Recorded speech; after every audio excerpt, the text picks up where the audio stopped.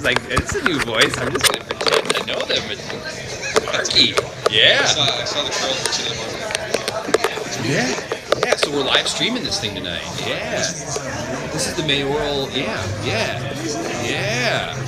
So yeah. Give me 1 sec. Are you hanging around? Okay. Awesome. Yeah. All right.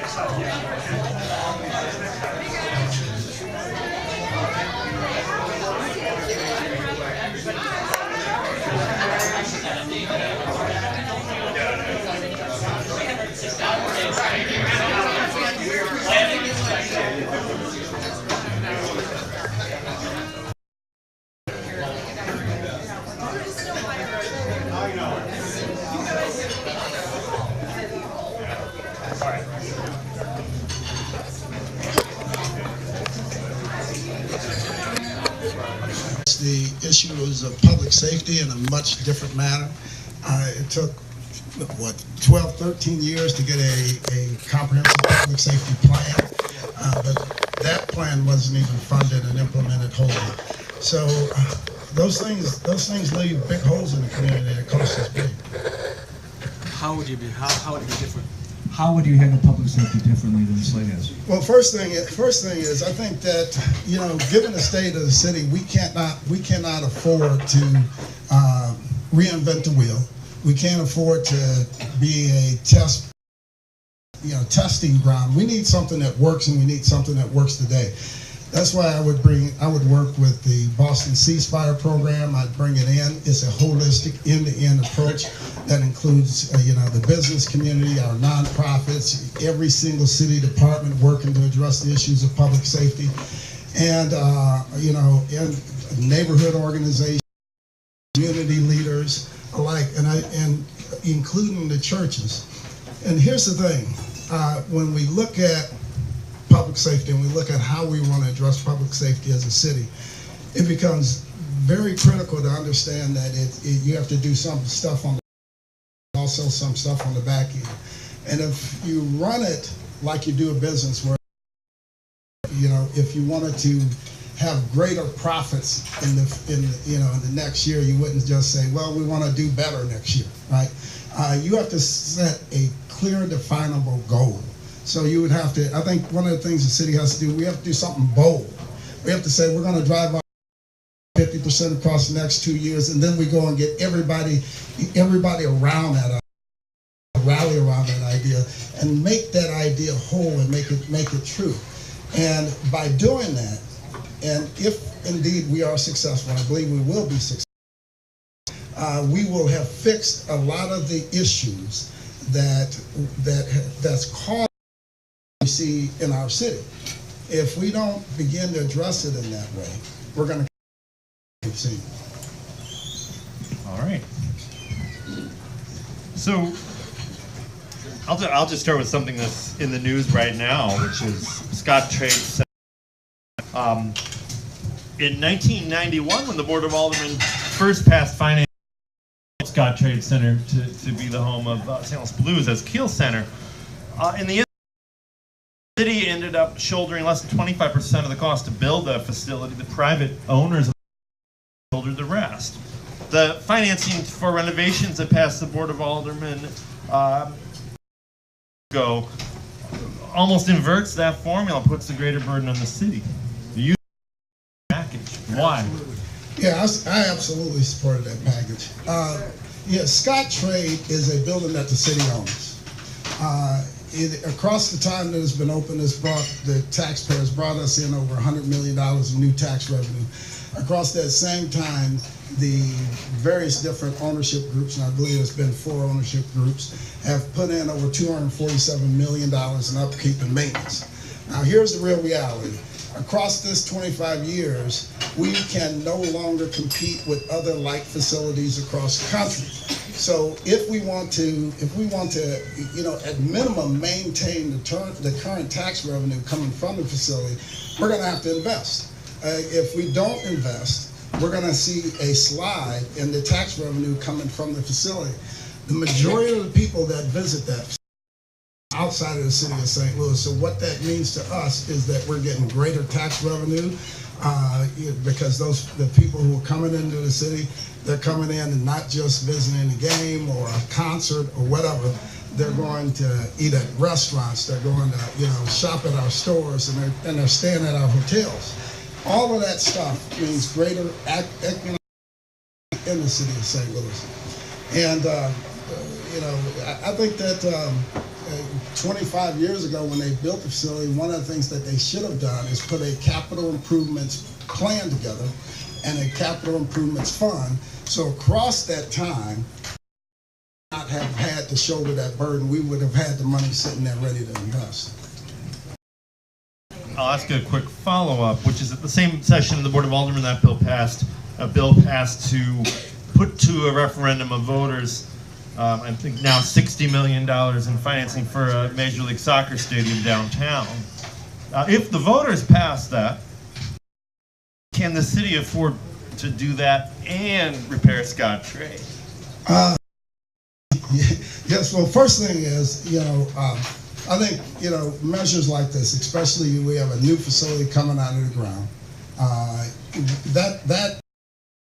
and if we pass on it, it could be another 15, 20 years before the voters would get an opportunity to weigh in. I think it was important to send that thing out to the voters. Even though I don't watch soccer, I'll never be at a soccer game. But, it's not just about me as a legislator. It's about us, carrying out the wishes of the taxpayers and the voters as much as possible. The judge of that is when we can give them an opportunity to vote on an issue like that. So I think it was important to send. Can the city afford both?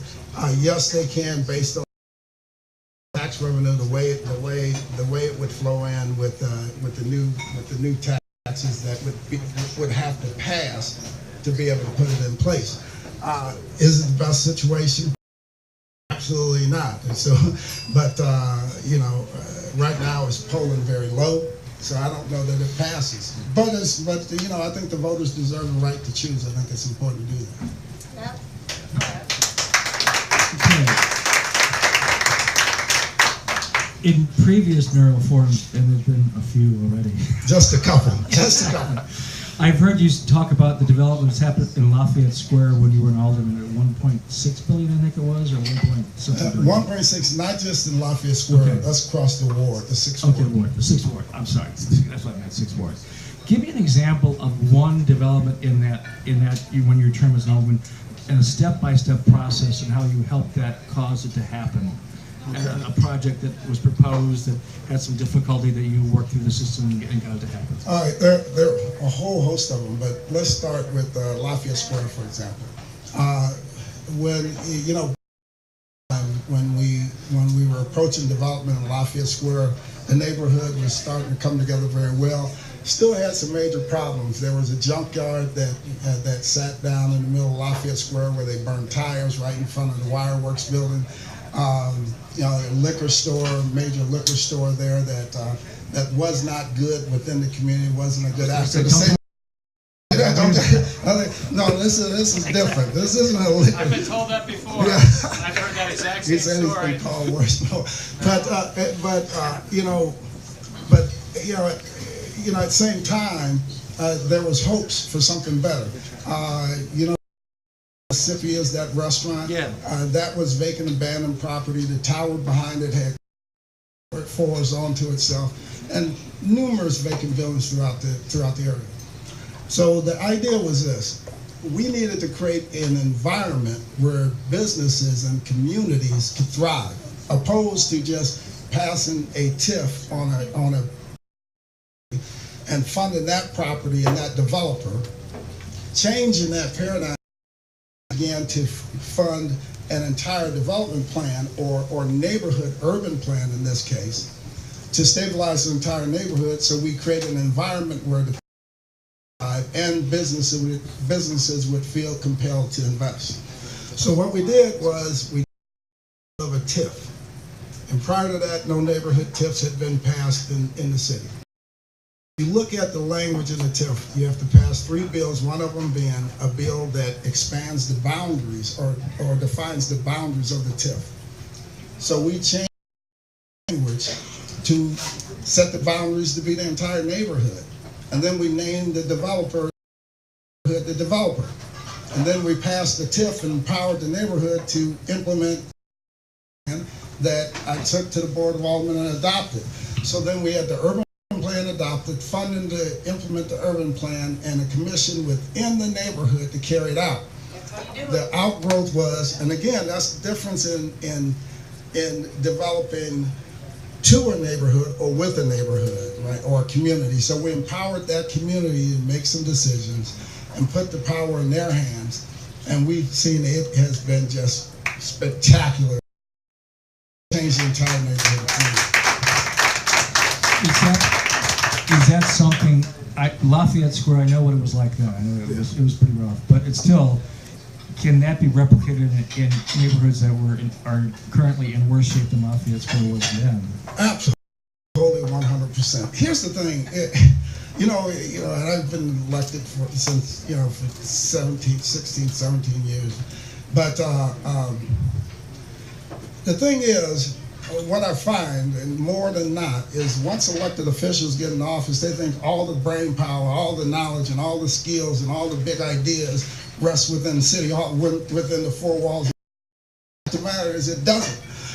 There's so much to be gained by including the neighborhoods and communities and working closer together with them, which is why I brought Next Door to the city of St. Louis. A lot of people fought that because they were worried about organizing the communities in that way. But when you organize them and you make them part of the whole development of the plans, you end up with a much stronger, much broader, much more cohesive plan when you include ideas and stuff from the community. So you can do that. You can do whatever elsewhere all over the city. It says water right there. Right here. Street. Just some more new. Whenever All right. Speaking of powers within the four walls of City Hall, some would say the president of the Board of Aldermen has quite a lot of power in our system. Some say we have a weak mayor system, including the outgoing mayor. Yeah. In some ways, in our city government, the president of the Board of Aldermen is a little of the House and the Missouri General Assembly are the U.S. Congress in terms that you have influence on who chairs committees, what committees bills are referred to, which bills end up on the dreaded where they can't be voted on easily. And of course, you're the moral persuader in chief on. You've been president of the board for 10 years now, right? So. Yeah. Yes. So, what have been one or two things that are top of your agenda, and how have you used these powers to move them forward? And did you win? Yeah. Three-part question. Sometimes you win by losing, but the thing is, I don't have the power to automatically move bills to the informal calendar. That has to be done by the sponsor. So the sponsor has to move them to the informal calendar. And then when I get to the informal calendar, I will allow them to take it off if they would like to take it off. But some of the things that I'm happy we were able to get done. The $1 million annually reoccurring fund that we have for youth programs and services that allows us to now invest in nonprofits and organizations that are out working within the community to provide more enriched programs for our youth. And we know that has by doing that, we have an opportunity to stem the tide of some of the crime that we see happening across our city. Working to get the board to begin to have more evening meetings in the afternoons. Now we have the Ways and Means Committee. When we hear the budget, we now have them go out throughout the community and have meetings in various spots across the community so that more people can get involved in the discussions. Just numerous. We've been able to do a lot of things to, a lot of bills that helped promote some of the renewable energy things that we need to do in the city. Just a whole host of, mountains of pieces of literature. and I'll ask a follow-up. And it should be a safe question. You're only on live stream right now, and that'll be for years to come. But how would you evaluate the current Board of Aldermen in terms of, is it functional or dysfunctional? Yeah. And it hasn't always been a source of pride to the city going back to the 2001 redistricting, but there have been moments when maybe it seems like it actually does carry out. Say what I think, but and curious what you think after 10 years and before that. So. You know, and you brought up the redistricting, right? Actually, one source of pride is the redistricting that I had an opportunity to structure. So for the first time in the history of the city of St. Louis, we had 28 aldermen, all co-sponsored the redistricting bill. We didn't hear one peep about it on the radio. And what that shows is that people can work together, right? They can put aside some of the natural built-in biases at the table and work together to begin to achieve a goal.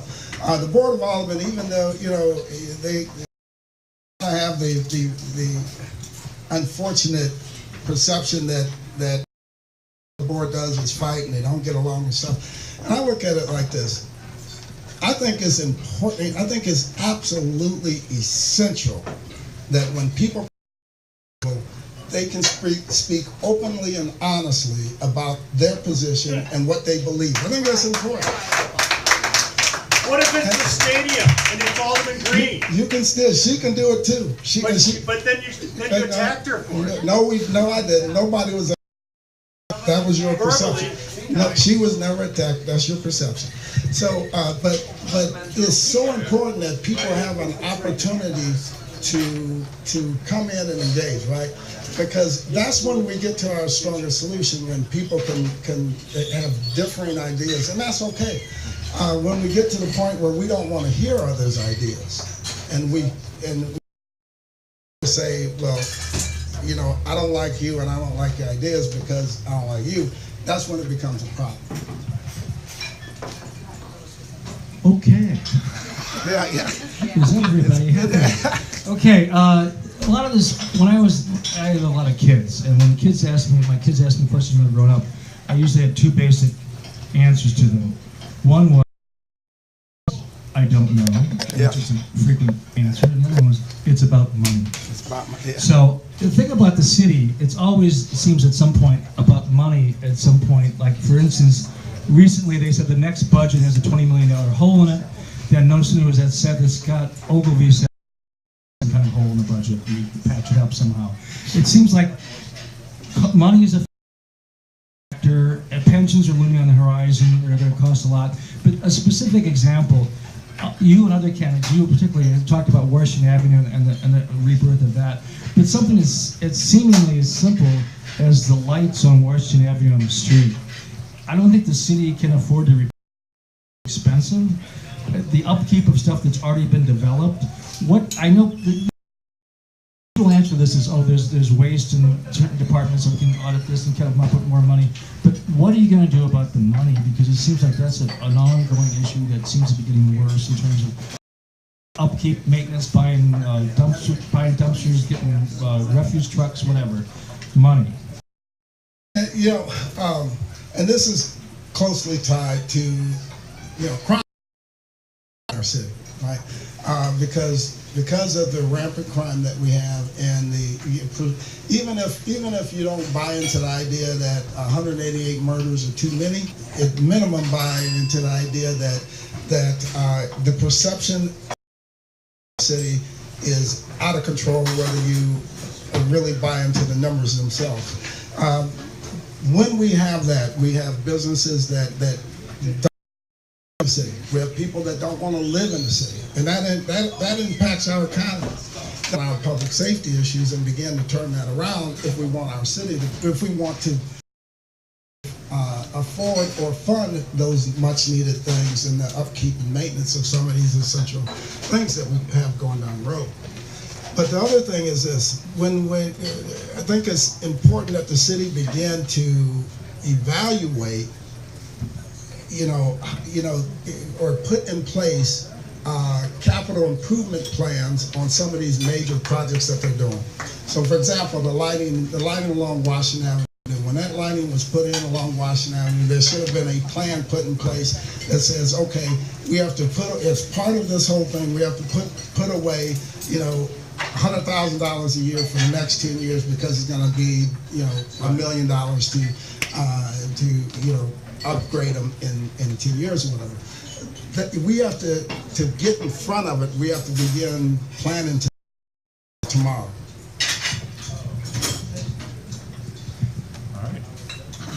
Speaking of planning, a big project in St. Louis that's been controversial but ardently supported by the current mayor is Northside Regeneration and Paul McKee.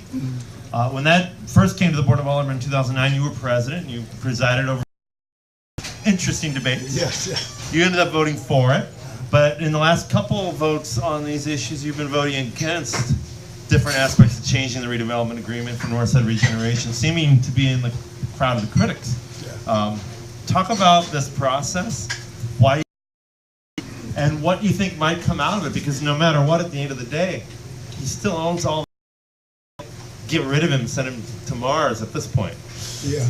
Well, first thing is, you know, I did not agree with the way the mayor moved through the eminent domain process, because I put an amendment on the bill that would have any disputes that happened between the land and property owners and the city. Those disputes be brought back before the HUD's committee so that we can hear both parties before the city would actually enter into eminent domain procedures. So back, instead of individual owners, they brought back a list of like 100, 200, 300 properties, what eminent domain use properties, and said, well, that's not what the ordinance says, and you got a clear violation. They said, we don't care, and they move forward with it. Right? That's not something I can vote for or support.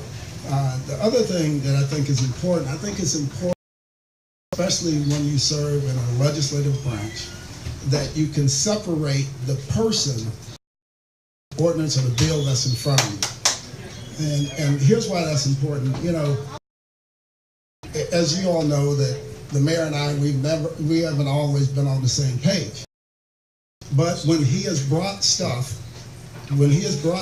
up that I thought was okay, I supported it and made sure we got it done.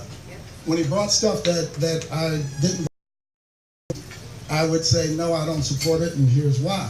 A case in point, when he wanted to enter into a long-term leasing situation on our water department, essentially selling or giving our water department away to a private company. That would have impacted everyone in the city of St. Louis. Not just their wallets, but health-wise, because they were planning on changing the underlying formula of the water. And at the time, I was the only person standing up against it, and most people now So, back, and I'll cross off the Veolia question I had written down. So on the McKee issue, you know, one of the things the mayor often cited was that he looked at the two wards. Most of the project were in the 5th and the 9th. At the time, April 4 Griffin and Marlene Davis were supporters. A lot of their constituents were upset because they felt the Alder people concealed their relationship with the developer and knew things about this project, didn't bring it to the public. It raises the whole specter of aldermanic courtesy. And so today, Marlene has been more critical lately, but Tamika Hubbard, the current 5th Ward alderperson, has sponsored bills for this president have opposed and voted against.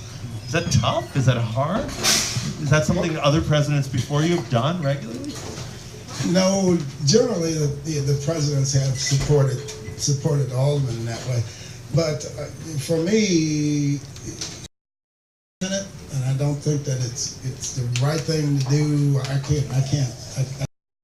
couldn't vote on it. I couldn't support it.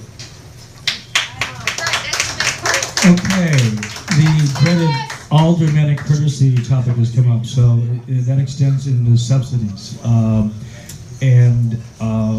I've asked other candidates this, and one is it's not just aldermanic courtesy that when it comes to TIFs and subsidies, whether it's for ballpark or the apartments that look over Forest Park or the Foundry or you name it, A lot of that has to come from the executive branch, from the mayor's office. But how does aldermanic courtesy complicate the overabundance, what some perceive as the overabundance of subsidies, whether they be TIFs or abatements, and is there a way to counteract that? And have you done anything as aldermanic president to try to counteract that? Well, a little bit. Like you remember back when I became president, it was common that 10-year tax abatement to any homeowner that showed up and said, I need tax abatement. Here's a 10-year tax abatement. Thing for business owners and the like. So we've been able to move that back and push that back and challenge the various different, other people to kind of prove out that need, right? At first it was kind of tough, but now everybody's kind of on board and they automatically do it. And I think that's important because then you by raising the bar a little bit and challenging people a little bit, you end up by getting them to operate more efficiently, more effectively.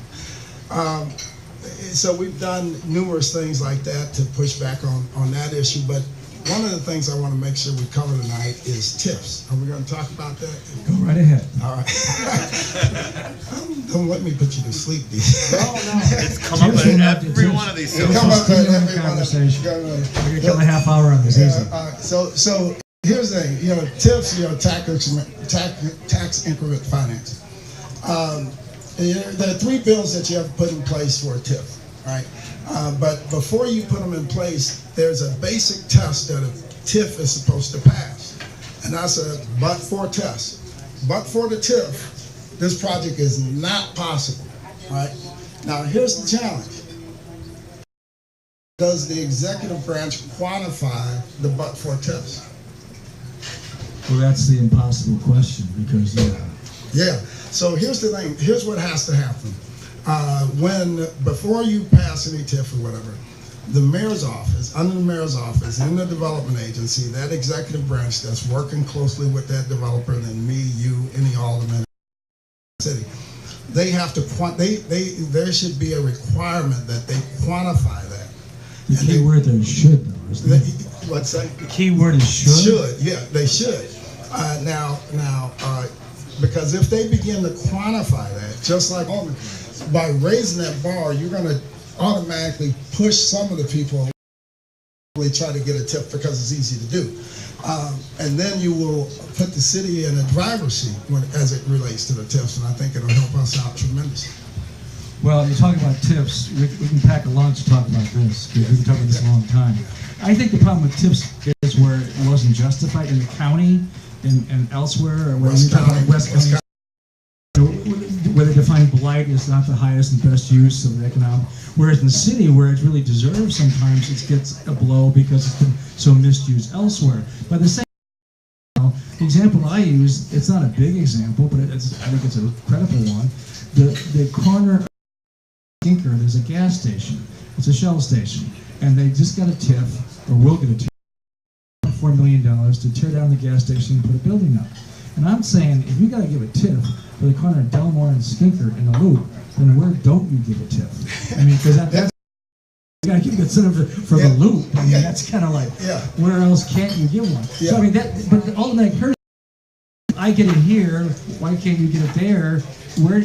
Because the ultimate president, can the mayor stop that? If you become mayor? Oh yeah, you can because the first for any developer, any project is in the mayor's office, right? So the mayor begins to set the tone of how that developer or business is going to engage with the city or engage with the members of the Board of Aldermen. So the first thing you do, so let's assume for a second it's a grocery store and they show up in your office. At Walmart, for example, and in Walmart, whoever it is. But Walmart.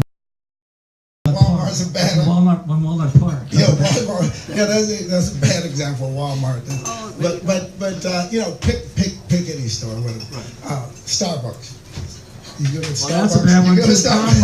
Ain't hard. Let's go with the Schnucks in North City. Let's go with the Schnuck. But when they stop there and they say, hey, we want to put in whatever the business is, and they said, but we're going to need some subsidy for the city, and we would like to go at Euclid and Maryland. And you say, and briefly, not to interrupt, but a TIF usually means it's a tax increment financing, so any new sales tax money that comes in, half of it goes to the developer of the city, and they use that that potential income coming in to bond out money to finance the project. Yes. So the tax money is not money out of general revenue, Exactly. it's sales tax money that's going to come in the future, but they view that future income as a way to bond money to get money. exactly right. End of lecture. Yes, and here's the other piece that they factor into that. They factor in any incremental income they expect to get across that 25 years. So go ahead.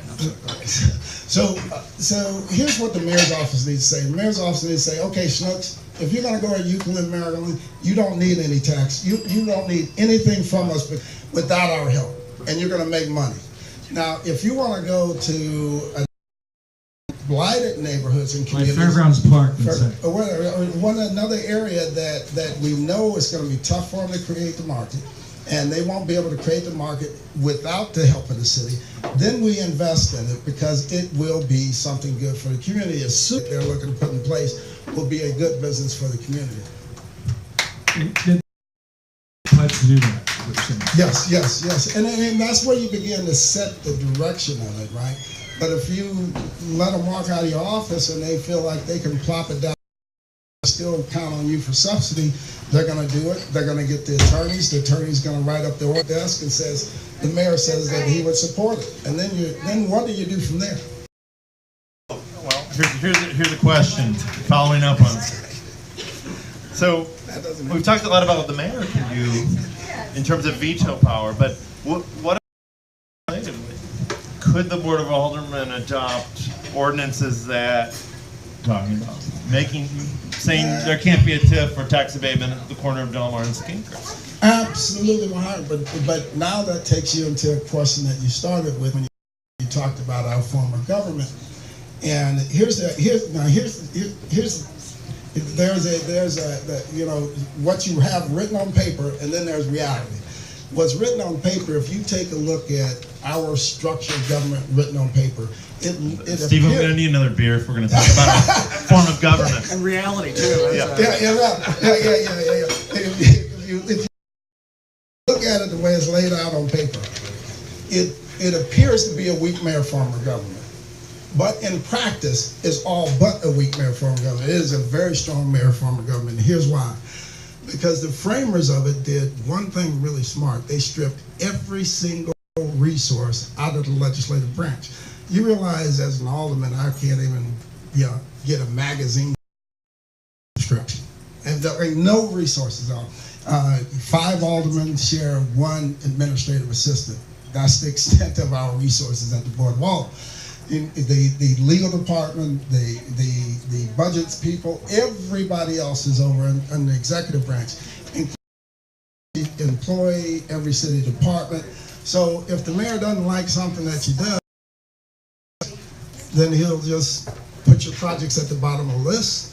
He'll choose not to send the people out to cut the high weeds in your area. He'll choose not to invest development dollars in, and you're just stuck. You can't do anything. You're on an island.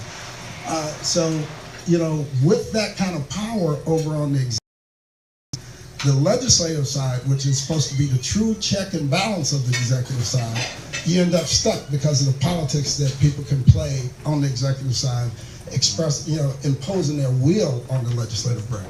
I'm going to come back with a little point on the power, though, people have felt on the legislative side, including this man sitting right now, Steve Smith.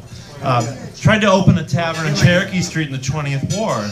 That comes up every time. But you can't open a tavern on Cherokee Street, or you could not open a tavern in 20th Ward, because Alderman Craig Schmidt had pushed through a moratorium just for his ward, which was just one. So the other side, in the 9th Ward with Ken Ortman, he doesn't seem to mind people drinking alcohol, so we're only over there. If Steve had picked the other side of the street, he might have been in a different Isn't that the boat. answer that we already have? But, so that system, I mean, I guess the mayor could have vetoed the bill. The mayor could have vetoed that bill. Those kinds of bills could come to your desk as mayor. Oh yeah. But I think that they are illegal anyway, right? I think that if they're, I think that they're on pretty shaky ground when you look at it. You just gave a perfect example. where businesses across the street from each other will now be on unequal footing, right? And I think that the city is on shaky ground with these liquor malls for 4 years. You didn't say is extending our time that we can vote. I think if we had weekend voting, I think early voting, get rid of the voter ID laws, just we can have more engagement. I think that would make a bigger difference in the process. But if, again, we can have term limits, it doesn't matter one way or another. I just don't think they bias. Technology is a wonderful thing. I've just been texted a correction to the audience, okay? I said the TIF was half of sales tax. You can also pay property tax too, not just sales tax, depending on the TIF. That was from a co-worker at the bar who was the author of the TIF study at East West Gateway. Mary Rockio, she's hiding her head right now. So anyway, that's the off-quoted site study from 2011 that showed what a flawed system it was to have TIFs all over the place. Yeah. This question falls to me. I want to rephrase a different way that it has to be brought up. The 1190 Rim Reaper radio. We don't need to rehash the whole thing, okay? Thank you, dude. Yeah, I know you regret it and you wish it had been handled differently. The question is that when you went on the air, I'm a media junkie and I listen to this guy periodically. Did you not know what he was like before you went on the air with him? No. That's the question. No, to me. No, I had been on the air with Bob, before, a couple times before. But I'd never really listened to his show, but like other people, I had never tuned into a show ever. And you sit there, and the guy's he's controlling the whole thing. He owns the station. He owns. Turns out to be 4 radio stations. So sitting there, and the reason I went on again was when we were looking at that deal, we were looking at the Ram station, and the 4 African American aldermen had come together to try to create some equity and to try to put for the first time in the city of St. Louis a true economic development. People within the community would be able to have access to jobs where they had on before, and we began to turn our tax dollars over within the communities to make a difference. And that was the year that over 100 some odd in the city, 90% of them young African American males. When you go north of Del Mar, you have unemployment rates that are approaching the same unemployment rates that you have during the Great Depression. And you come south of Del Mar, and it drops to 5 or 6%. So if we're not gonna make the tough votes and do the things that we need to do to put people to work and create opportunities for them, I don't know what we're doing. And a lot of folks that have the signs Black Lives Matter, if you're not willing to do the things that you need to do to reach out and help somebody else, it does not matter to you. It's just a slogan that you're holding on to. So here's what happened. So we put the guys together. They were able to craft a plan that required the unions to open up their roads for the first time to people of color and people in North St. Louis that are sitting there with no opportunity. They were going to be required to open up more opportunities for minority and women-owned businesses more than ever before. Yeah. And it would put our money to work for us, helping us to drive down crime, creating opportunities for people on the back end. So we put that together. And the Alderwoman Green, because they put that together, they've taken bribes. And that hurt like you wouldn't believe. And and some of this is very raw and it's tough to talk about, but I think it's important to talk about. As an African American male, it's easy for people to look at you and say that you're a thief, you're a drunkard, or whatever, because it's easy for those types of things to take root. So when she looked at the 4 African American aldermen and said that they took bribes, when she knew, and all of us knew, that that was completely wholly and false, right? One of the aldermen, Alderman Sam Moore, ended up having to be hospitalized because of heart problems because he was stressed out. We went on I went on Bob Romantic's show. But how was the Grim Reaper going to fix that? I'm doing it. Go on Bob Romantic. Get an opportunity to talk about the whole plan. And the reason why is because all the they were wrapped around the idea that corruption. You must be corrupt, you must be a crook, you're as somebody said you're a crook. So Grim Reaper normally would open up and let us talk about things for an hour and take calls. I went on there to do that, and the Grim Reaper, he stayed in there and started going off on Alderman Green. So when we went on break, I told him about, if you don't stop, you know, I can't even get a chance to talk about. So the part on the radio, the part in the video where they said he laughed at you know, whatever rants that Bob was going at, that is not what happened. When we were sitting there, I looked at Bob that last time because I was getting really angry because we weren't able to talk about things. So I looked at him and he was going off again. I looked at him, I made a nasty look at him, and I said, wow. And I looked back down at my paper and took the conversation back. And that's the piece where they say he laughs alone. Okay. And it's like you know, here's the thing I regret. I regret not openly challenging him on the air, but my mind wasn't wasn't thinking about defending myself on the air or something.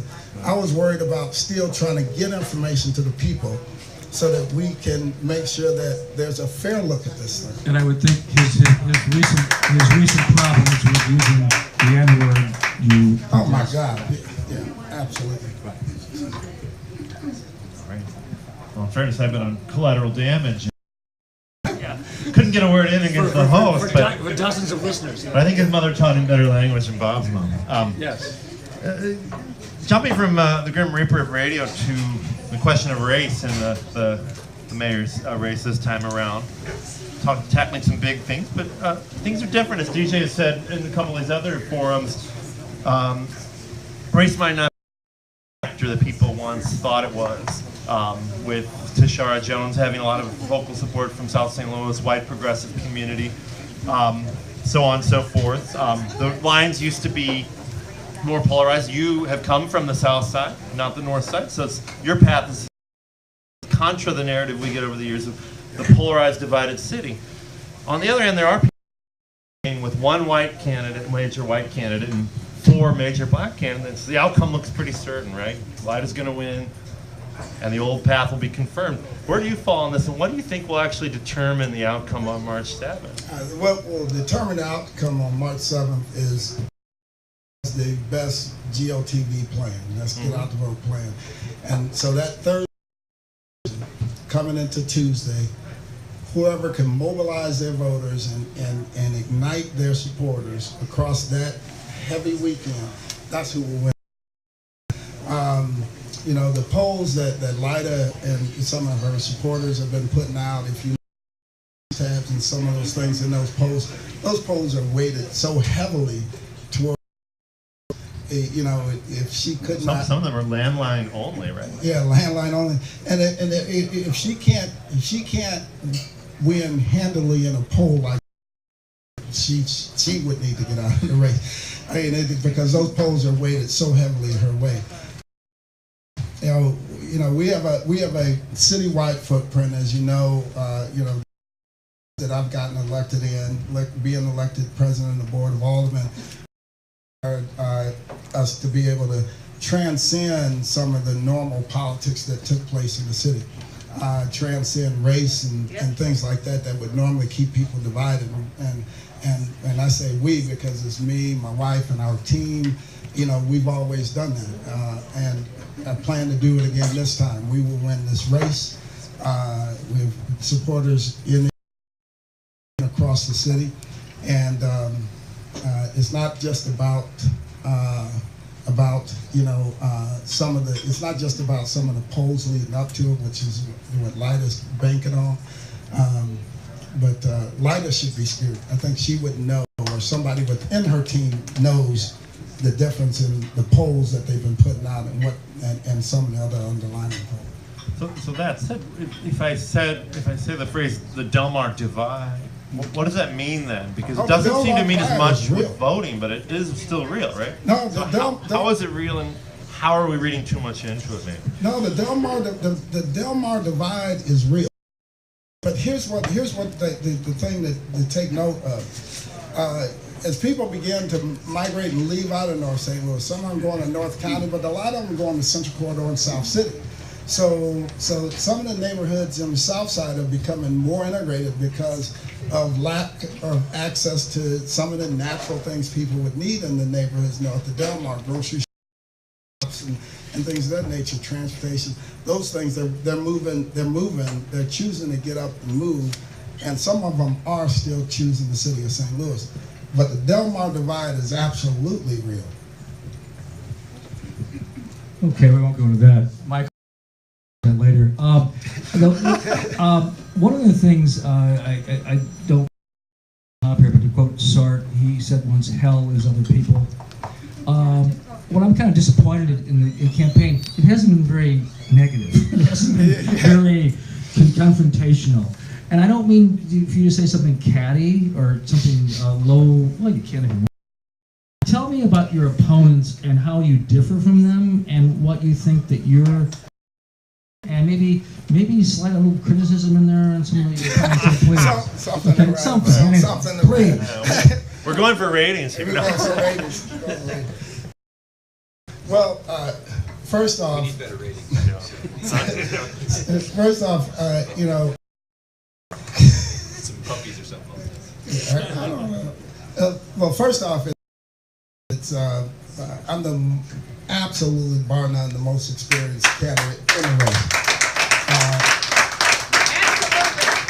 You know, here's the thing. You look at the fact that I've been in the number 10 years. And I've watched and tried to push, cajole, and do everything I could to get the administration to move in a different way that would have garnered the city of St. Louis so much more. And from the seat, President of the Board of Aldermen couldn't do it. That's why I understand clearly the powers of the President of the Board of Aldermen and the powers of the Mayor's office and all the back channels, all the different ways that you can leverage that power back and forth. So that's one of the main things I'm running day one. I have a plan and an agenda to do it. I understand how to bring people together, and that we can begin to truly bridge our racial divides. Here's an example. If you talk to any of these candidates about how they will begin to create better environments north of Delmar, what their plans are. Here's one of the things that I would do. I'd take a look at the carrying costs that we have on the LRA properties that we have, you know, all over the city, and roll those carrying costs over into the first-time home buyers program, and then have planned development so that we would build off of like an NGA, and we build a planned development that would include a mix of housing that would bring in people from all income levels and all different races and stuff within that community. The things that will define that is transportation, the mix of housing, the shops and stores that you put within that development, within the footprint. And here's the final piece. For people to buy into it long term, they have to be able to see it and understand what it is. So we have to package it in a way, including any subsidies and anything that would come, that would be part of that plan, and market it to prospective developers, single homeowners, or whatever, you know, small developers, through the entire spectrum, and build that community out. And we will have a community that's integrated. And when we add what they call the third place being anything from a library to a coffee shop, a bar like this, people will then congregate together and get to know their neighbors and community, and to change this what we've seen happen over all these years. A very magnanimous answer, but nothing catty about your opponents. Oh yes. Good job. Something just 30 seconds on that. What do you say about that? Okay, I get it. Well, Lida's been in the 28th ward for all these years. I've seen her outside of work, outside of work. Antonio's a friend of mine. Even though he's running against me, I have to be honest, I still like him. He's still a friend of mine, right? And I think it's important, and see, that's what I think. If people want to run and they want to get involved, then more power to them. Do it, right? If it raises the bar for things that I need to do in terms of being successful, it just raises the bar. That's what I need to do, right? But I don't think I should harbor any ill will. Okay. Well, I'm going to ask a more direct question than DJ did, because I saw a video someone sent me of the forum. When you stood up and you said that Tashara Jones' campaign is being run by Mayor Slay's campaign team, which would be Richard Callow and Public Eye. Yes. But you said that as if that's a bad thing, and I think, well, their team. Hey, can I answer my question? The team won many elections. He became the first 4-term mayor. Is that so? At her side, so you can't be talking about their track record of winning the mayor's race. You're talking about something else. Why should I be afraid of Richard Callow in public? Well, a couple of things. That same team lost every election where they were opposite across the last 3 years since that mayor's race. They beat us in the mayor's race. Maybe it's not so bad. Yeah. They beat us in the mayor's race. They came after Sharon Carpenter. We picked up Sharon Carpenter and beat them like it was crazy. With Sharon Carpenter, beat them on the no on 7. They were working on the yes on 7. We picked up the campaign, did calls all across the state, beat them on that. Beat them on the right. The slave was for the puppy mill bill. We stopped that. We helped to stop it. So we won every single election. Are there a lot of puppy mills in the city? No, not Maine. Maine Ring was a volunteer of mine.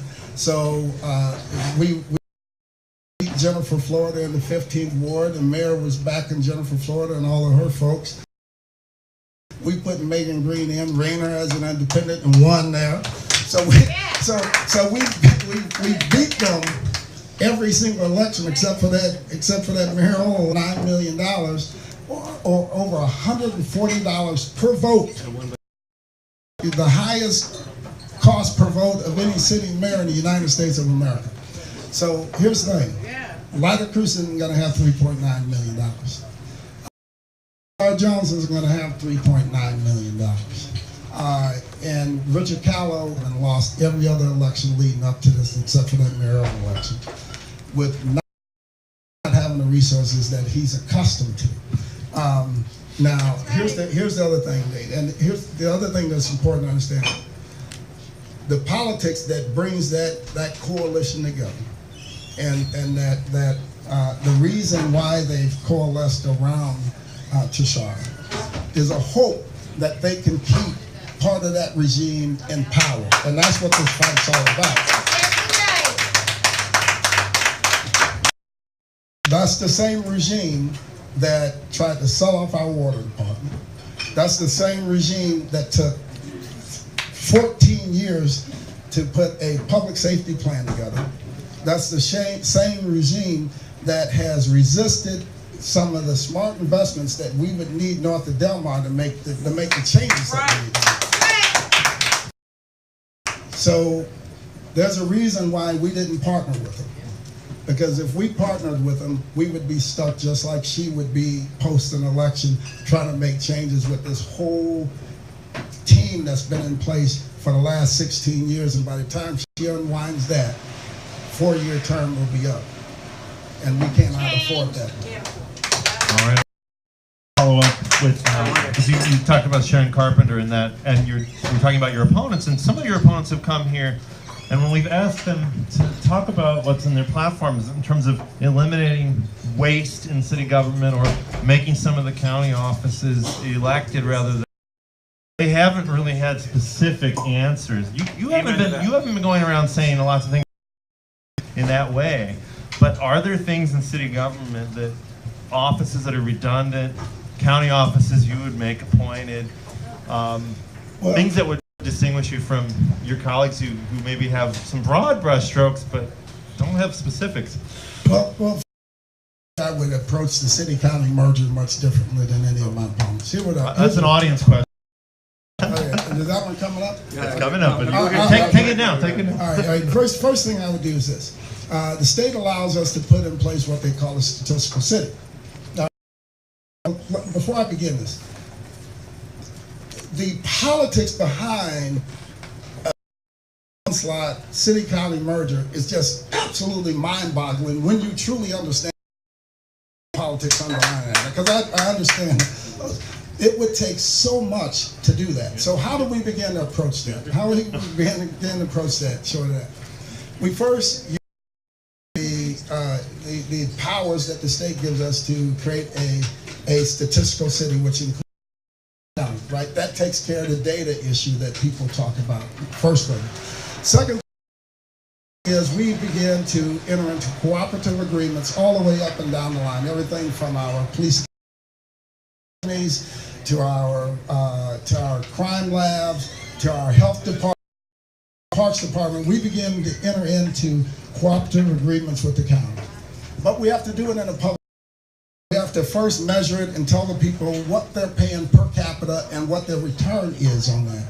And then after we put those cooperative agreements in place, over time we come back and show them how it has improved and how we're operating more efficiently, and we begin to soften the beachhead and show them that the world didn't end, and over time we will be able to merge the city and the county, but across time we will gain every single benefit that we would have to get from a city-county merger today and along the way. That's how we approach it, and it's practical. And I also think it's important that we grab a hold of some of those things that we know we can win, right? I mean, 4 years ago will go like that, right? I think we have to grab those things that we can and work on those things and expend our resources smartly to achieve some of our goals. In the meantime, should we elect a recorder of deeds, a treasurer, or appoint them? I mean, you could be mayor, you could be appointing these people, right? Yeah, that's not the important thing. Here's the thing. How much power and how much energy, how much resources we want to use just to eliminate those. So it makes us feel good, but at the end of the day, the measurable impact to the city is going to be like not that much, right? So we're in desperate need of some big wins. Kansas City is starting to lap us, right? Yes. And we can't afford to stay in that position. To turn that stuff around, here's some of the things we need to do. How much St. Louis does in trade, right? It's somewhere, I don't know which numbers, somewhere between $2 to $2.5 billion in trade. The region does a little over $8.9 billion as a region right now in trade. Our top trade are Canada, Mexico, and China. Canada being number one. If we need to increase revenue in the city, we need to put people to work, and we need to stem the tide of some of the crime that we see in our city, and begin to have people look at St. Louis differently. Imagine, if you will, if we truly use mid-level businesses and their offerings and what our trade partners are looking at. Reformat our business development agency to be spokespeople, or to begin to work with these businesses to help open some additional trade opportunities for mid-level businesses that just continue to pass it up because they think it's too tough. That will stimulate our economy like never before. And across 10 years, we can see the city of St. Louis, we can grow our economy through trade so much that we can become one of the top 10 trade capitals in America. We have the third largest inland port. We're still at the same place, still positioned in the same place we were when St. Louis was founded. So all of the benefits of our location are still there today. Yes. 4 major highways, 4-day drive to the coast. I mean, all of these things. But wait, so we can get from one coast to 4 days from St. Louis. Take your time. Yeah, 4 days from St. Louis. Coast to coast. Coast to coast, yeah. And when you look at that, the rail lines that are under in the city, we can do that. That's like a win, right? So we can choose to play in this little sandbox, messing with the recorder's office and folks like that, or we can get on to some real business that are going to generate revenue, change our city, and turn St. Louis around, and that's what I want to do as mayor. Yep. I want to lighten things up. What's with the RV, man? Oh, they had to talk me in an RV. DJ, you probably know me well enough by now. The RV just sitting there. Right, I'm not a... You're a bicycle guy. Yeah, I'm a cyclist. I'm a cyclist. I created Bike St. Louis, for Christ's sake. I ride my bike to City Hall. Can you imagine sitting around the table and have them try to convince me, oh, I have this RV and your face is going to be on the side of it. What? Yeah. Give me 2 of those. It's I'm like, no. I mean, it's not like the campaign's not in Montana. Yeah. So tell me what's up with it. Well, the way they finally talked me into it, look. Montana Street. They said, instead of sitting here in the office or staying up till 3 in the morning doing your work, while you're in the RV, you can be doing your work in there between stops. So we take that on your suit, and so in the RV I have a full change of clothes, everything from some suits and everything, and in the RV. So that's how they were able to finally convince me in the RV. But that's not. I passed the no idling ordinance, so I'm that guy. I'm going to segue into some questions from the audience around sustainability. Okay. There you go. Talking about Eileen. There are 2 that came in, and I'll just gather. One is asking, saying that mayors around the world are taking steps to climate change. The other is asking about our local action agenda that came through the a couple of years ago. That created the sustainability office, but it's under the mayor, so it's kind of tenuous, and the new mayor could keep it or could not keep it. So what would you do to combat climate change, and would you keep the sustainability office as part of the mayor's office? I think that the mayor's office is absolutely essential that we have a sustainability officer, and somebody who's focused on that. And here's the thing I want people to understand. Sustainability isn't just about doing something to, save the planet, right? That is the ultimate goal, right? But sustainability allows you to operate more efficiently, more effective, and do more with your dollars, right? And that's something that the city needs. And I think that is absolutely essential that we do that and we invest in more sustainability efforts. As to the mayor's plan, the mayor introduced this plan right before the One St. Louis plan from East-West Gateway was adopted. And I like the One St. Louis plan because it is a regional plan where people across the region came together to say, this is how we should approach sustainability in the region.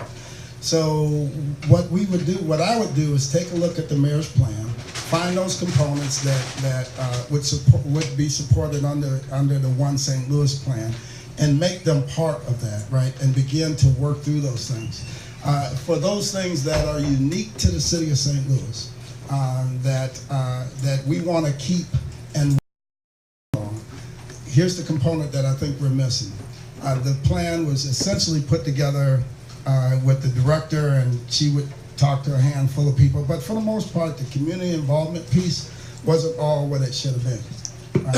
So I would put it at peace because if you take people through the process of building it and adopting it on a neighborhood by neighborhood basis, it's going to have more legs, and we're going to be much more successful because we have people with the top of mind on a daily basis and spreading the word that we just don't have the buy-in on it right now. The plan cannot be governed from the top down where you say, just go do it because I'm telling you. It doesn't work that way. It has to be a part of the way people move through our planet, how they operate. You know, do they car share when they have an opportunity? Yep.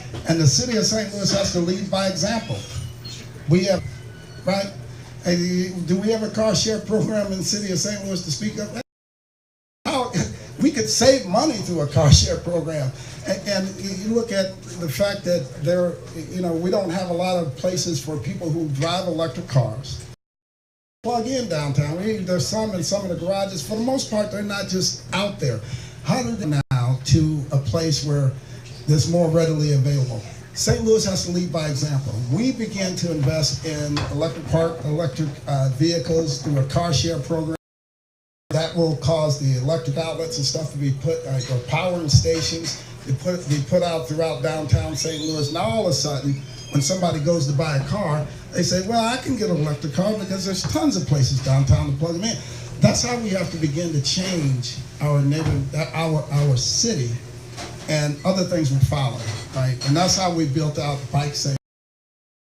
It started with an idea, and through that idea, we're now connected to all of the major stops, parks, and stuff throughout the community that's growing through St. Louis County.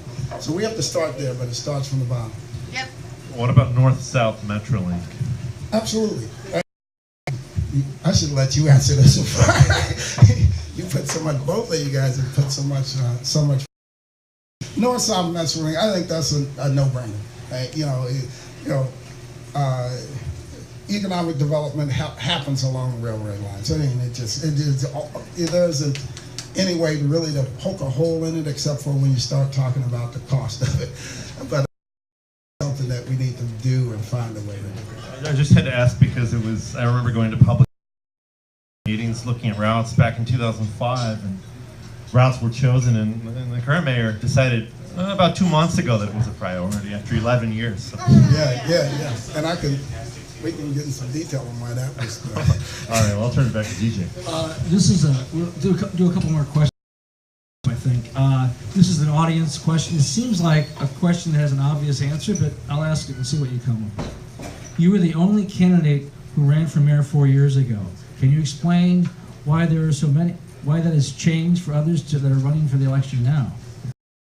The candidates now as opposed to 4 years ago. Well, some of the early polls had 25 points. If it was Ida and I in a heads-up race, some of the early polls we were up, way up. So the results were almost definite what was going to happen. The way it's shaped up is more a horse race now. There are a lot of people on all various different sides that will benefit from that. The scary thing for a lot of folks that have been in power, that have been able to impose their will to the detriment of everybody in the city of St. Louis.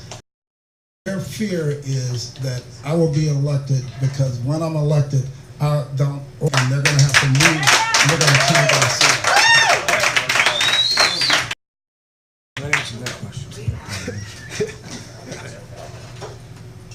Well, the current mayor seems to want to shut down the New Life Evangelistic Center before his last term is over. Is he right? And what are your thoughts more generally on homeless policy? I know it's been in the news a lot with this shutdown. Different candidates have different takes. The Board of Aldermen considered but did not pass a bill that would criminalize feeding homeless people downtown. And it seems like, as a historian, I know there were articles in the 1940s about homeless people downtown and the business community being upset and ruffled. So this conflict between Washington Avenue loft dwellers as opposed to the homeless is nothing new. There's always been homeless, and it seems like it's always been our obligation to do something about it, but some people seem to want to just shut the news. Yeah, here's the thing. I can guarantee you I'm the only candidate in this race, and probably one of the few people, if any, at the Board of Aldermen throughout its history that has not just and spent the night with the homeless as part of a photo op, but just got up Tent Village when it was Tent Village down on the road front.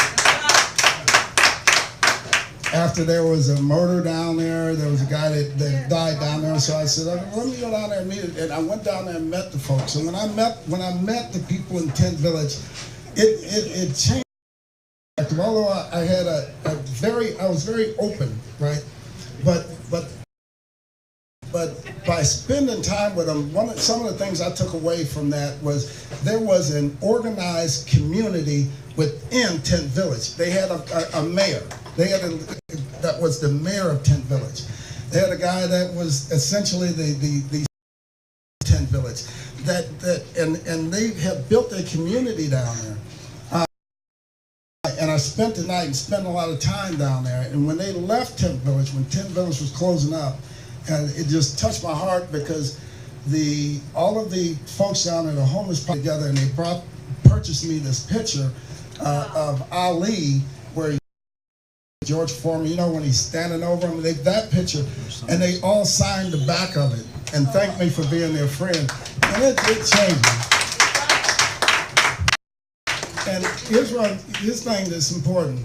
A lot of the folks in Tent Village, a lot of us here today, is a downturn in the marketplace, a broken. The one girl who was up in Chicago, she had been backpacking across the country because of family problems. She's part of Tent Village, drugs, you know, all these things, right? So I think when we look at it, we need to understand that number one, if we want to look at it as a moral obligation, look at it as a moral obligation that just all of us as human beings doing what we can to help one another, and we're at our strongest and our best when we do that. So when we look at you know, New Life Evangelistic Center, the reason I went down there during Christmas to give out sandwiches, to give out blankets and stuff, because I said, you know, it was rainy, it's cold, and they say, okay, how can we be a city where we, like, by all accounts, a very high crime-ridden city, but we're going to park police cars down across the street from New Life Evangelistic Center to say, you know what, you keep anybody that gives a sandwich or a blanket to any of these folks, you ticket them and you run them out of there. We have better things to be doing with our police department. I'm sorry.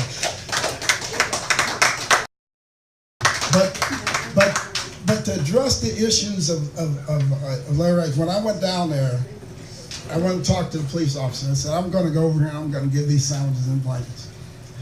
And I'm asking you not to bother me, but I'm also asking you not to harass people who want to come down there to try to help someone. So I don't think we win by starving people out.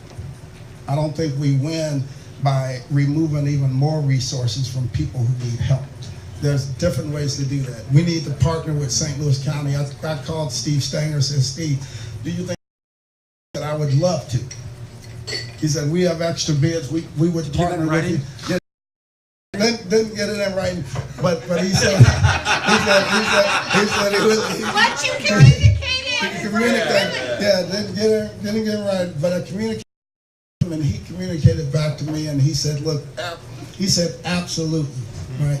But it was a regional issue. That's right. And we need to work and partner together to get through it. But the first thing we need to do, we need to measure it and understand what it is. Like, here's an example. What percentage of our homeless are homeless of mental illness? What percentage of our homeless are homeless because of drug abuse, a downturn in a specific marketplace? To begin to address the issue of homelessness, understand those numbers, to understand what we need to tweak and how we're going to begin to address it. So when the state removed money for mental health, what was the on the city? Of course, yeah. It may have ended up turning more people out on the streets when the state. So to understand what we need to lobby for, it becomes understand the problems that we're trying to fix at the granular level. Yep. That's right. That's right. Quick follow-up. You mentioned this conversation just keeps flowing. Different segues. So the state, the role of St. Louis and Jefferson City. A lot of elected officials say you can't get anything done there. They don't understand us. But when you look at hearings on issues like mental health, you really don't see city elected officials or city lobbyists that gets paid sometimes to lobby for the stadium or Paul McKee's projects in the room testifying against these things or trying to get the message out there. When you're mayor, how are you going to approach Jefferson City? Oh, completely different. Here's the thing. Think about this. We all as taxpayers, now I'm taking my president of the board elected hat off now. I'm a taxpayer in the city, and part of my tax dollars go to pay for a lobbyist team that's controlled by the mayor's office that goes to Jefferson City and is supposed to fight for the things we like to see and the things we need. And up until now, that we have not seen any measurable impact of that, right? So it's up to the mayor's office to direct that lobbying team to fight for those things that are important for our community here in the city. Our community being the city of St. Louis. And if they're not doing it, we need to replace them, come in with a new to be able to do those things. The other thing is, I think we also, when we this new legislative, this new group of legislators in Jefferson City, I think it's important for us to operate with an open hand. I think it's important that we bring them to to show them in real terms what these things are, opposed to just announces their desk. If we continue to take a position where we're going to just send it up there and let our lobbyists talk for us, and we're not going to try to educate these guys, we shouldn't be surprised when they all voted down and say, well, I'm sorry, that's not important to me. I don't understand why you need a North-South Metro Link, historic tax credits. None of that stuff means anything to me because they're protective of their community. But if we begin to bring them to the city and have and working with them and showing them our city, things are important. Will we win all of them? Absolutely not. But I guarantee you we'll stand a few times opposed to posting zeros every time. I just said my last question. Before I ask my last question, I alert Steve Smith, and I'm empty here. Me too. Steve, me too. I need one more. Louis probably needs something. He's a candidate. I drank one time when I was drunk. Wow. Yeah, one time. Well, you can't say the same for me. I want to go on public record here that no one really cares about, but I'm going to use collateral damage in the next month or so to as much as I can for the soccer stadium. Let's hear it, folks. Anyone else for it? Oh, wow. Okay, all right. But You're gonna pay for it too, right? Yeah, we are all going to pay for it. We're all going to pay for it. So with the user tax, it comes out user tax. And secondly, they've agreed to, for the maintenance of the stadium, they're going to pay for it. So you won't have the same Scott trades problem you have there. Yeah. But this is my loaded question to you, though. It's April. You walk in the booth. You voting for the soccer stadium or against the soccer stadium? I don't know. I have to have a long conversation with my wife. By the way, she was very much against the football stadium. And you voted for that? I went and voted for that. That was not fun. The stadium. Not just simply because of the Come stadium. on, don't make it so simple. Yeah, it wasn't simply the stadium. There's more to it than that. I ended up voting for it. I ended up voting for the football stadium because after 17 years of office and trying to put a project forward that could transform our community, with the language that we had buried in that deal. Did you think the Rams were leaving though? Because most people thought they were leaving. Yeah. Here's the thing. When the bill came over to the Board of Aldermen, it was kind of because it came so late and we were about to go. It was almost like they sent the bill over to die at the Board of Aldermen. Then the Board of Aldermen ran the Rams out. So. Right, that's right. All right, I think we're going to wrap up soon. One question I didn't get in, we talked about safety, public safety earlier. We had Lyda Cruz in here, and we asked her about her endorsement from the police officer. Garnered controversy because of its outspoken business representative who makes incendiary remarks in his capacity as their business representative, not in his own time. Did you seek the endorsement of this union? Yeah, And if so, why? And if not, why not? Here's the thing. I think, and I'm hoping people understand this. It's really important because it crosses multiple issues. Not an easy question. It's actually an easy question for me, but I want to make sure that I get the thought clear. It's so critical that when you're in the seat, as to lead by example, and to just just the built-in ideas of like some people about the police department say the police department are my enemies because a lot of people don't like the police department. I think that you are sending the city down by example. I think you have to begin to talk to people about you have to bring up the tough stuff. You have to say, you know what, are there bad police officers? Absolutely yes. And you can tell them, you can tell the police union that, you tell the officer that, you know what, I don't think you're the greatest officer, right? It's okay. But at the same time, if we gravitate just toward that popular idea to say it's easy and it's comfortable to demonize the whole department, I think that's a problem. Because they still work for us. And we should not do anything to drive morale down any lower than it already is. Now, that's not popular to say. But like I said, to do this job, you're going to have to be able to do the tough stuff. You're going to have to tell people what they don't want. That's the only way we're going to move from where we are to some other place. And finally, I'll say this. To absolutely take that position that you say, because it's not popular, I don't want the endorsement of the police department because I want to keep that racial tension and stuff going. I think that's a problem. I think that's a problem. We have to move people past that. We have to move people past that. All right, I'm going to follow up with two specific points. One, you have said that in other candidates, the mayor actually can't fire Chief Dotson. Do you stand by that? No, I never or said. Shouldn't promise that. Well, that's a reckless thing to say as a candidate. It's a thing that if you go in any crowd and say, you know what, day one I'm firing Chief Dotson, everybody cheers. That's automatic, people. But here's reality. The reality is that if you are successful and you become the mayor of the city of St. Louis, you fire him, we'll lose automatically. And but here's what you can say, and I'm speaking from sitting in the number 2 seat, understanding the lawsuits that we've lost, the ones we've won. I know this. I know this, right? Yes. So when going into it, once I'm elected, I'm going to take a look at the chief's performance.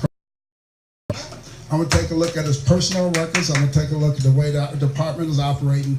And when I take a look at that, I determine that he is not the right for the job, I will work to move him out of that position to get somebody there in the department the way we need it run. I think that's about as far as you go if you indeed believe that you will be succmill in winning. Right. That's why I said these aren't easy questions because they do get complicated when you break it down. But yeah, they are. You might not be able to say what you would do with the chief. You're not mayor yet. You're not his boss yet. You haven't done the performance review, but you have watched the last. Oh yeah. As long as you've been a city resident, police policies under the current mayor since we've had authority. The mayor's had authority over the department. Should be done differently, or what are some of your thoughts that might be steps, from filling vacancies to reforming the districts to, Yeah. Here's what I'd say. Do you have that in hand yet? Oh yeah, I have all that. I don't know how long you want to stay here, but I have all. Because give me the highlights. Yeah, these things. Here's the good thing about this. Or point us to your. Is this on your website? We can read your platform. But here's the thing. first and foremost, before I get to that, I want to just make sure to do this. From what I see on TV, what all you see on TV, what we read in the press, and the way I've seen our crime numbers go up, and what I've seen appear, based on all of that the chief has done a sufficient job to stay in the role. Now, the point is, once you get in that seat, that's when you begin to work toward what's going to happen from there. For this other thing, there are tons of things that need to happen. First and foremost, the COPS program taught us years ago that where you have smaller units, you have officers closer to the community, that you don't rotate in and out so that they can build a relationship with the community is the best way to go. The moving to the large districts moved us away from a plan like that, so I think that we need to get closer to the COPS program. When we look at our department, the percentage of officers that we have in management versus boots on the ground, we understand, or we should understand, that through attrition, we need to shift those numbers so we have more officers on the beat than we do shirts, and that's going to help us all. The other thing is we're going to have to implement to a pay parity equivalent to or like St. Louis County, because every pay cycle, we're losing 2 to 3 officers. Every time they cut checks, 2 to 3 officers are leaving. Going, St. Louis County is 100% staffed.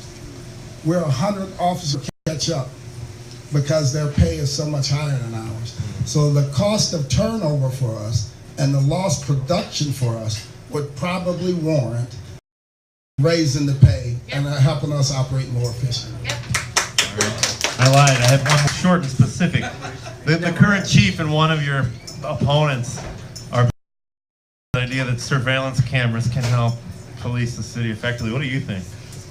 Well, I think it depends on the underlying policies, right? And I think that's the biggest issue. Like, you know, still we have to find a way, and it's kind of a tough balance, because you have to find a way to police more efficiently, but at the same time respect people's privacy, right? And all of that through the policies and how and what we're allowed, what the police department, which cameras they're allowed to connect to, you know, what those cameras can see into and why, what they need them, when the evidence would be taken. All of those things have to be factored into that real-time crime center. And to date, I don't think that they've done a sufficient job of doing that. We need to put a solid plan in place if indeed we keep the real-time crime center going. All right. Thank you, Louis. Do you have any final closing statement for the crowd tonight? Yeah, just want to thank each and every one of you again for sticking around for so long.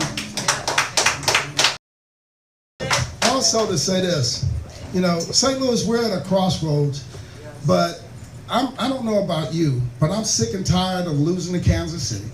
And I'm sick and tired of people looking at the city of St. Louis like someplace that they're not even proud of. Turn our city around together. Yes.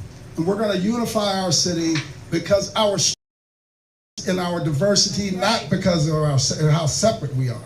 When you think about why people choose to live where they live, once they get past those basic needs of is it a safe place, can I send my kids to school and things of that nature, they begin to buy into the culture. Okay, is this a place that I like being? Is this a place that has great access to great music and art and architecture and things of that nature? In St. Louis, we have all of that to offer. So we need to wrap that up and begin to market that as something that other people want. And if people want to be here, they will come here and they will be here in the city of St. Louis. And I'm going to leave you with this. We will, as a city, turn our city around. We're going to address the issues of public safety and drive the crime rate down in our city. And we're the generation to see population trends change from people leaving the city, coming back to our building. And we're going to create history, all of us working together. Thank you so much for giving me the opportunity to talk to you. Thanks, Louis. So, live stream, if you're watching this 3 days from now, You're watching it on YouTube, where this video with additional commentary from DJ and I will be posted on the Royale's web. Thanks to DJ Wilson, questioner extraordinaire. Thanks to Louis Reed. Thanks to a very excited crowd coming in tonight. And the term limited perpetual mayor of South St. Louis, Stephen Fitzpatrick Smith, owner of the Royale. Nobody will ever beat you, Steve. And you don't need Callow for that. Good job.